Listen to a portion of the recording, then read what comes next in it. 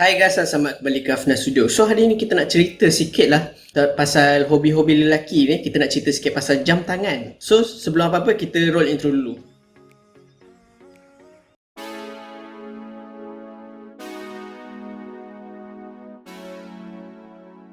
Guys, selamat kembali. So kenapa hari ni kita nak cerita pasal jam tangan?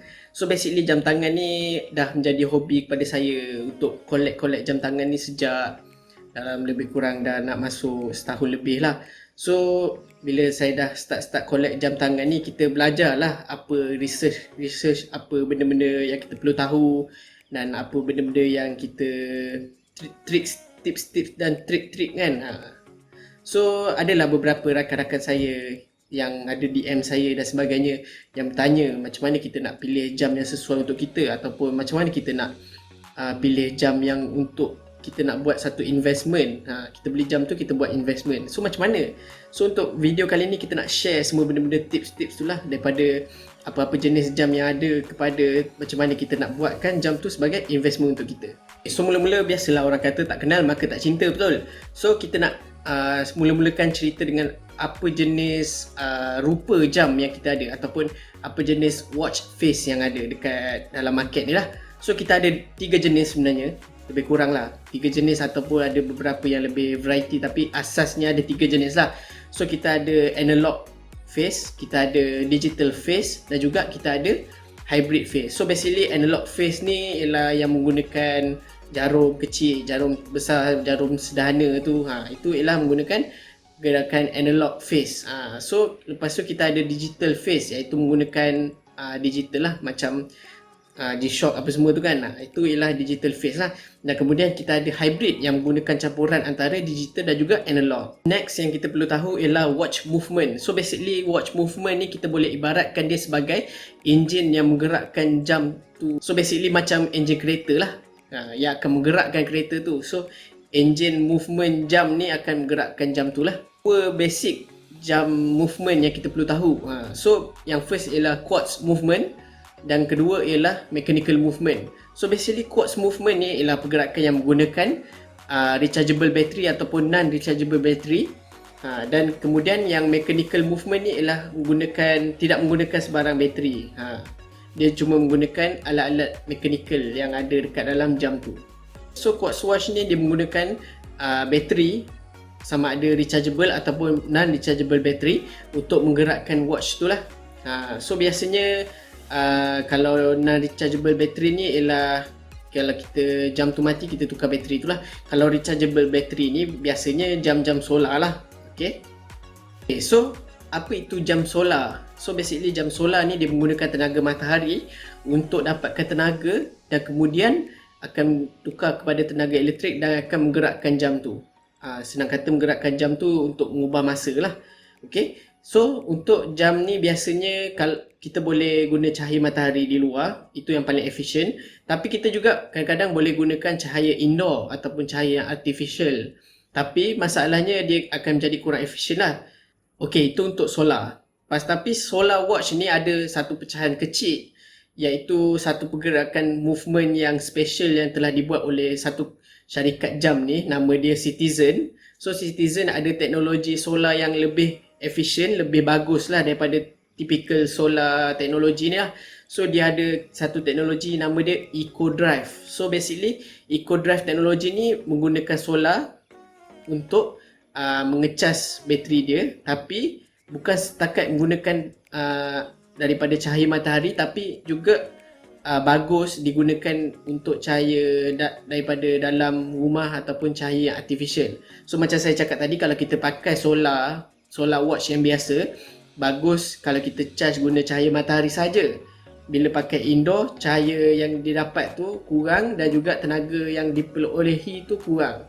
Tapi kalau kita pakai EcoDrive, tenaga yang kita perolehi dari indoors pun bagus juga. So itu beza dia lah. So dia gunakan apa-apa saja cahaya yang didapat untuk tukarkan cahaya tu kepada tenaga untuk menggerakkan jam. Okay, so seterusnya kita akan pergi kepada jam yang tidak menggunakan bateri. So basically jam yang tidak menggunakan bateri ni ada dua pecahan yang asas, iaitu jam automatik dan juga jam manual. So apa beza jam automatik dengan jam manual ni? So basically jam automatik ni dia menggunakan spring yang akan Ia akan memberikan tenaga kinetik dan akan menggerakkan jarum jam tersebut. Tapi tenaga kinetik itu boleh di-charge dengan pergerakan kita ataupun kita menggunakan satu sistem manual winding, iaitu kita charge spring tu daripada kita punya potential energy. So bagi jam mechanical yang bukan automatic, so jika kita berjalan atau apa ke, dia takkan charge jam tu. So kita kena manual winding tu sendirilah. So apa itu manual winding? So manual winding ni basically kita menggunakan potential energy kita dan kita akan pusing crown tu. Okay, seperti mana yang anda tengok ni, kita akan pusing crown tu dan kemudian jam itu sendiri akan bergerak. Dia akan release potential energy yang telah kita bagi di spring tersebut. Macam tu lah. So apa bezanya antara jam yang pakai bateri dengan jam yang tak pakai bateri ni? Senang saja. Ada beberapa perbezaan yang ada lah, yang signifikan lah orang cakap.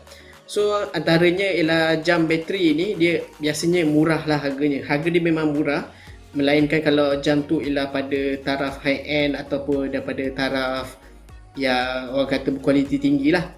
So biasanya dia akan murah lah.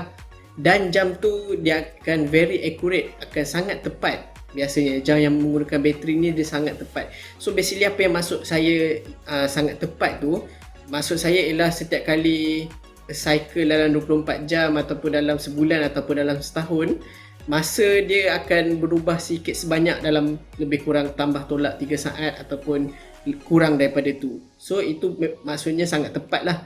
Tetapi ada beberapa kelemahan juga ataupun disadvantage bagi jam-jam quartz ni. So salah satunya ialah jam ni kurang significant value lah, melainkan kalau jam tu historical ataupun jam tu ada impact kepada watch community ataupun jam itu sendiri dibuat daripada brand-brand yang high end. So untuk jam-jam bateri biasanya kita tak buatlah orang kata kita tak mewariskan kepada anak cucu macam tu lah, dia tak jadi family heirloom lah. Okay, so bila kita nak membezakan antara jam quartz dan juga jam mechanical ni, so antaranya ialah pergerakan dia lah. So seperti mana yang anda boleh tengok dalam video ni, pergerakan jam yang menggunakan quartz teknologi ni dia bergerak, jarum dia bergerak dalam 1 saat. Dia akan dash 1 saat. So dibandingkan dengan jam automatik, dia akan, orang kata dia sweeping second hand. So jam dia macam flow je macam tu, dial untuk saat dia. So itu antara visually different yang kita boleh tengok antara jam quartz dan juga jam automatik lah ataupun jam mechanical.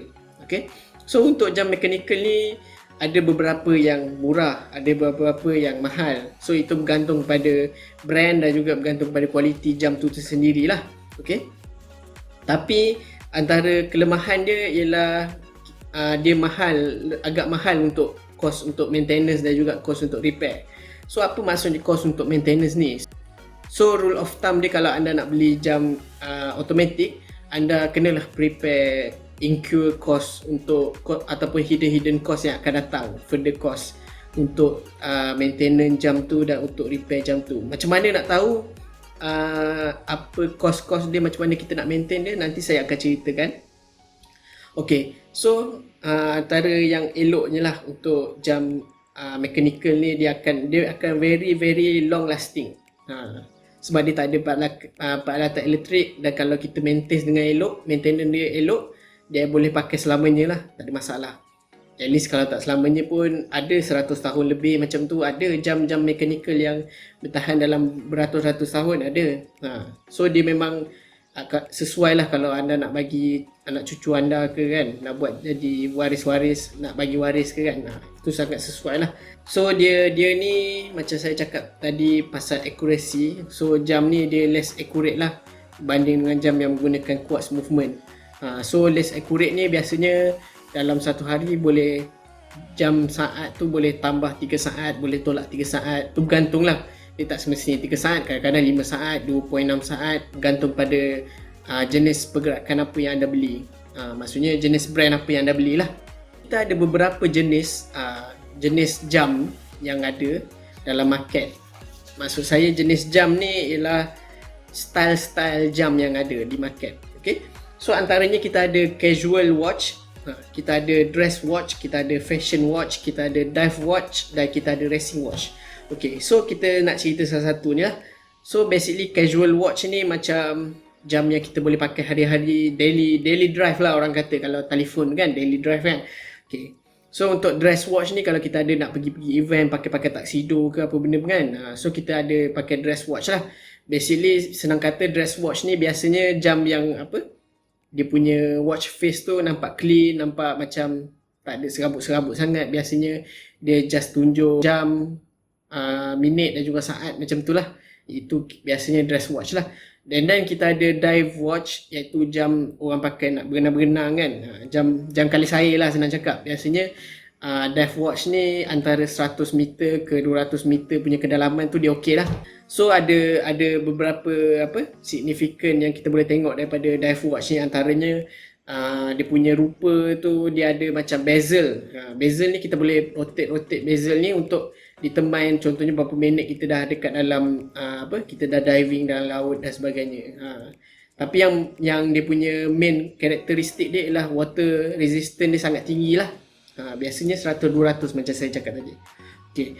Dan kita ada racing watch. Basically racing watch ni dia ada ialah chronograph lah.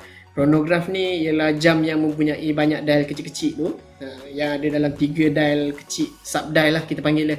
So dan dekat luar dia ada satu pengiraan yang kita panggil tachymeter. So macam mana nak guna tachymeter ni anda boleh cari di internet lah, banyak video tutorial macam mana nak gunakan tachymeter ni lah. And then last sekali kita ada fashion watch. So apa benda fashion watch ni? Saya nak emphasis lebih sikit lah pada fashion watch ni, sebab biasanya orang tak tahu dia beli fashion watch tapi dia tak tahu yang dia dah beli crap, dia dah beli sampah. Okay, sorry lah pasal language saya ni, tapi memang betul-betul crap lah. Sorry to say. Tapi yang mana dah beli tu tak apa, tak ada masalah, kekalkan. Tapi dia tak ada value lah sebenarnya.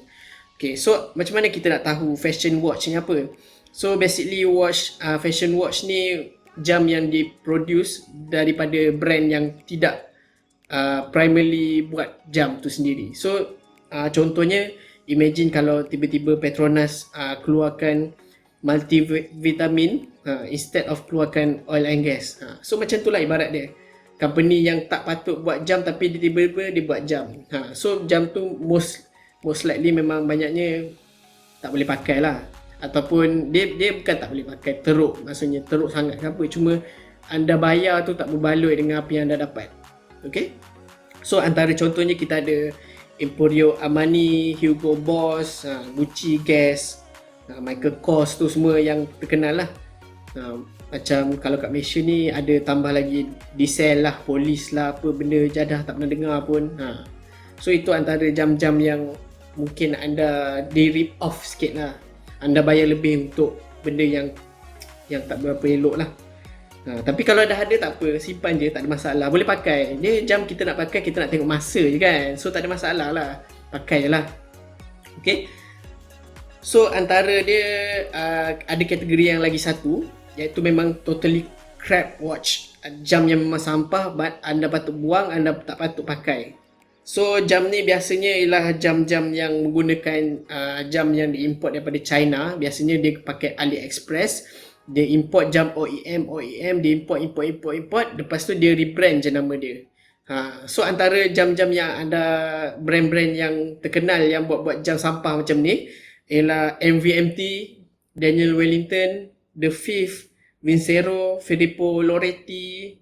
Macam brand-brand macam tu lah.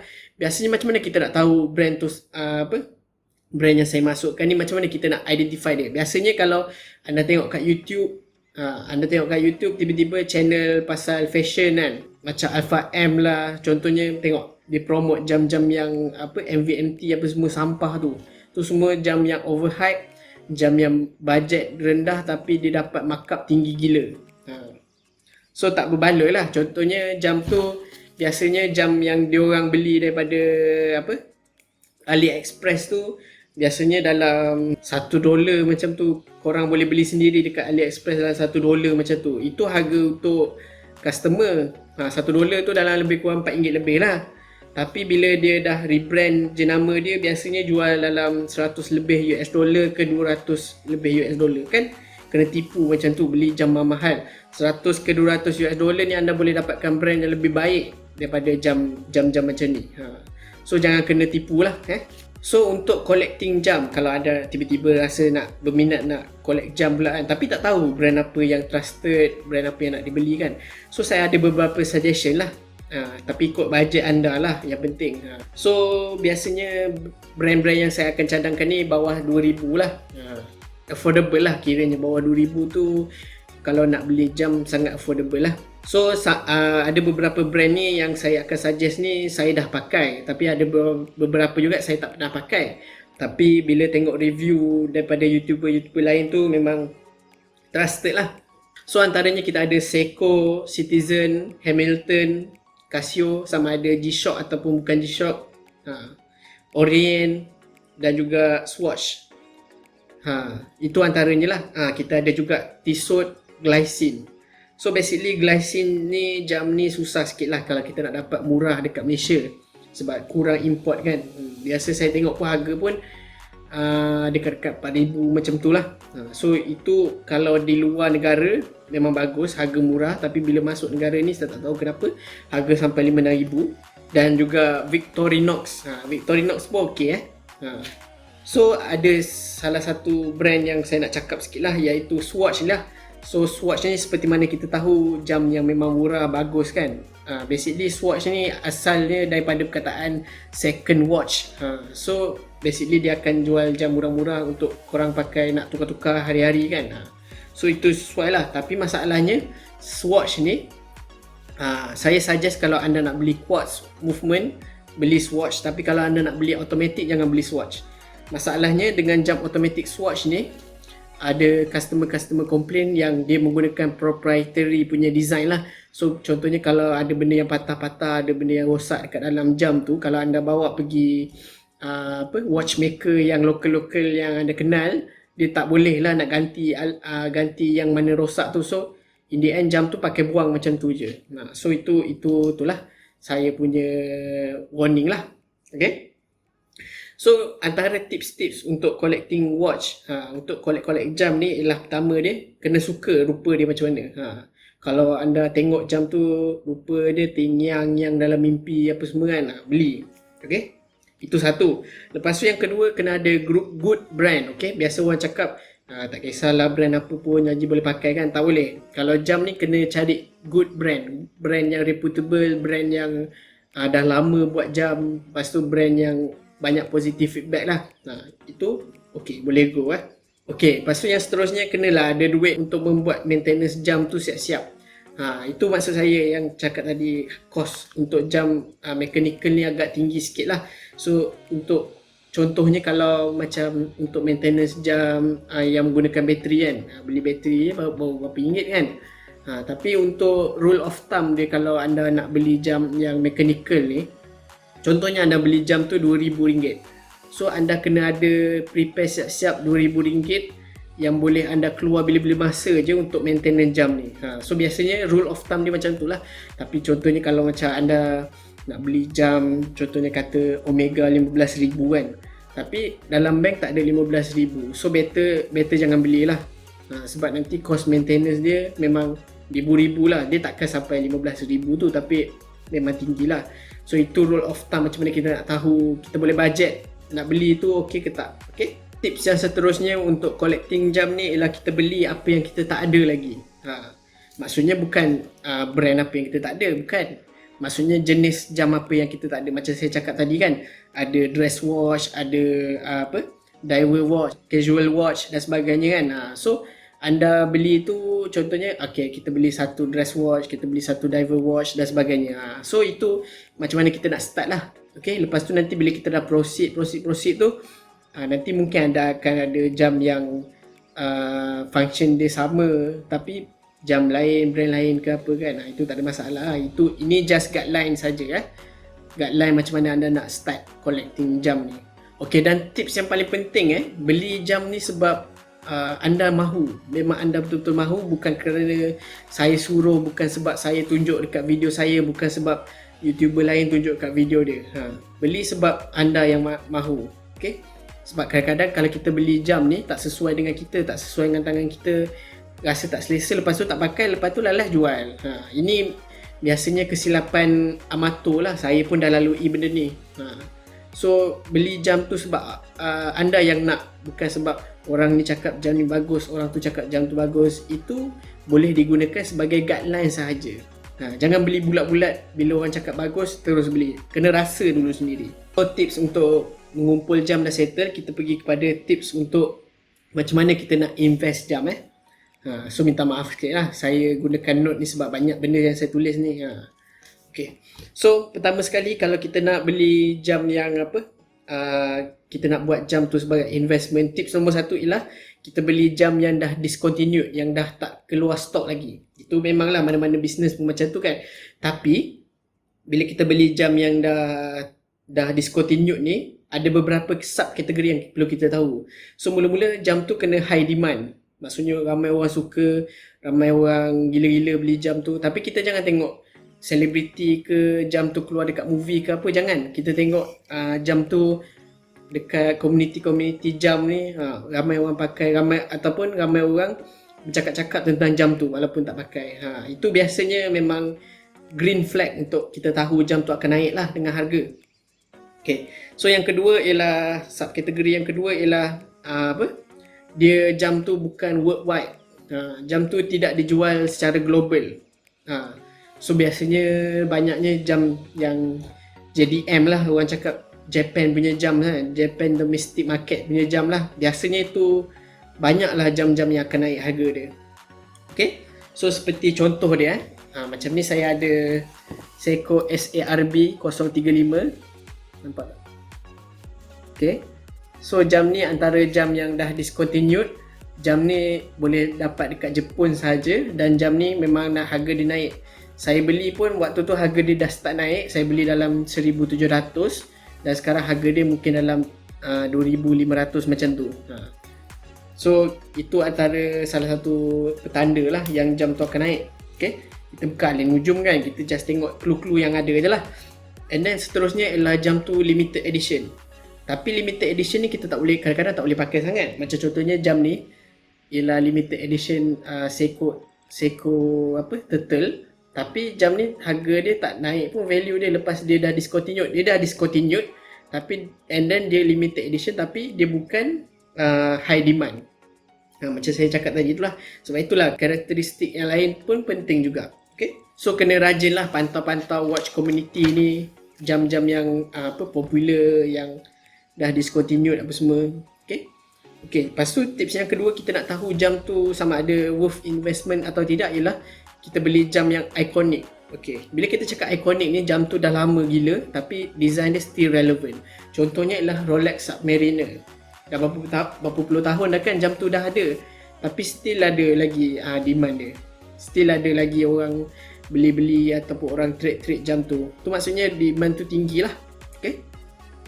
So macam antara contoh yang lain ialah jam yang popular dekat movie. Contohnya jam Hamilton dalam filem Interstellar. So itu pun antara jam yang akan naik value lah. Cuma sekarang harga dia constant sikit sebab tak discontinued lagi lah. Mungkin satu hari nanti akan naik. So macam yang saya nak pesan tadi lah, yang paling penting ialah watch the community. No pun intended. So basically kita boleh tengok market value jam tu. Kita ada graph, kita boleh tengok pattern dia, kita boleh predict lah pattern dia sama ada dia akan naik ataupun turun. So antara cara paling mudah yang kita nak buat ialah kita kita download satu app ni, nama dia Chrono24 Chrono24. So basically app ni kita boleh track lah macam mana value jam tu naik ke turun. So kita kena eyeball sendirilah benda-benda tu. Lepas tu kita kena selalu check dekat social media, macam influencer tu. Ini lebih spesifik pada jam G-Shock. So macam biasanya G-Shock ni tiba-tiba harga naik gila-gila bila menteri tu pakai lah, bila menteri ni pakai lah, bila sultan ni pakai lah, harga akan naik gila-gila punya lah. So macam untuk G-Shock ni, kadang-kadang kalau nak invest, saya tak cadangkan sangat lah, sebab kadang-kadang harga dia gila, tiba-tiba naik gila, tiba-tiba turun. Okay. So itu tak pastilah, dia macam more on grey matter lah. So antara nasihat-nasihat saya untuk orang-orang yang nak buat investment untuk jam-jam ni Pertamanya kita jangan fikir sangat-sangat. Kita jangan think too much lah. Jangan nak paranoid sangat. Kita buat kadang-kadang harga dia akan naik, kadang-kadang harga dia tak akan naik. So kita beli ni sekadar untuk hobi kita saja. Macam tu. Tapi kalau memang betul-betul nak invest, ikut tips yang saya cakap tadi lah. Tapi untuk investment jam ni, kita bukan macam emas. Kadang-kadang kita struck gold mine. Kadang-kadang kita nasib kurang baik. Tapi dia ada up and down dia jugalah. Kadang-kadang jam tu anda beli semalam, tiba-tiba tengok hari ni dah discontinued, demand tinggi, harga gila-gila naik. Ataupun macam G-Shock tadi lah, menteri tu pakai, tiba-tiba harga naik, jual. Macam tu kan. Tapi dia akan ambil banyak kesabaran lah kalau betul-betul nak invest. Lepas tu macam kalau nak invest cepat, bila dia dah discontinued je, beli terus. Impulse buying lah. Tapi ni saya tak recommend kalau anda nak pakai jam tu. Ini memang untuk purely buy and sell saja. Impulse buying, tengok harga dah naik, pak beli. Lepas tu nanti harga naik lagi, jual. Lepas tu invest jam lain pula. Itu salah satu teknik, orang kata lebih agresif lah. Lepas tu yang tips nak lagi senang, fikir dia sebagai hobi saja. Jangan fikir-fikir stres sangat. Jangan kita jadikan investing jam ni sebagai kita punya main source lah. Kita buat macam ini side job lah. Saya saja ada untung lebih, dapatlah untung lebih, tak ada lah, tak apalah. Fikir macam tu. Lepas tu yang tips seterusnya, kalau kita nak beli investment ni, kita ukurlah juga kat badan sendiri. Janganlah gila-gila buat pinjaman bank ke, buat pinjam dengan orang lain ke untuk beli jam 30,000 macam tu, 40,000 macam tu. Tak berbaloi. Ukur baju di badan sendiri, orang cakap kan. Ada je jam-jam murah, jam-jam 600, 700 yang value dia naik. Pandai cari sendirilah, memang ada.